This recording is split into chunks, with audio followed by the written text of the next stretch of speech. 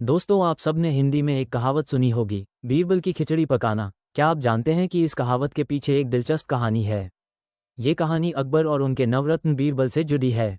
इसी कहानी के आधार पर प्रसिद्ध कहावत बीरबल की खिचड़ी पकाना का उपयोग शुरू होता आया है। कहानी इस प्रकार है। एक दिन बादशाह अकबर ने घोषणा की कि जो आदमी सर्दी के इस मौसम में नदी के ठंडे पानी में रात भर खड़ा रहेगा, उसे शाही खजाने से पुरस्कृत किया जाएगा। इस घोषणा को सुनकर एक गरीब धोबी ने सारी रात नदी में खड़े खड़े बिता दी और अगले दिन बादशाह के दरबार में आकर इनाम मांगने लगा। बादशाह ने उस धोबी से सवाल किया, क्या तुम बता सकते हो किस शक्ति के सहारे तुम रात नदी में खड़े रहे? धोबी ने अदब के साथ जवाब दिया, आलमपनाह, मैं कल सारी रात महल की छत पर जलते हुए चिराग को देखते रहा।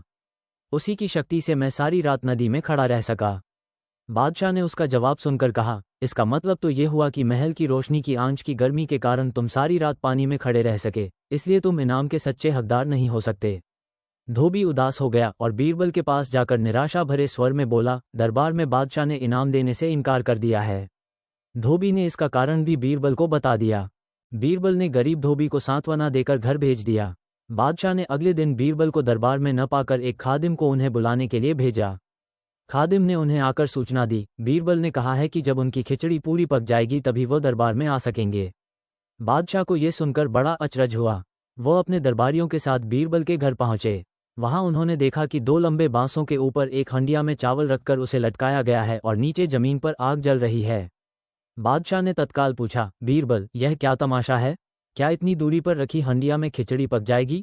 हुजूर, जरूर पक जाएगी, बीरबल ने उत्तर दिया। कैसे? बादशाह ने कौतूहलवश पूछा। जहांपनाह, बिल्कुल वैसे ही जैसे महल के ऊपर जल रहे दिए की गर्मी के कारण धोबी सारी रात नदी के पानी में खड़ा रहा, बीरबल ने कहा। बादशाह अकबर बीरबल का ये तर्कसंगत उत्तर सुनकर लज्जित हुए।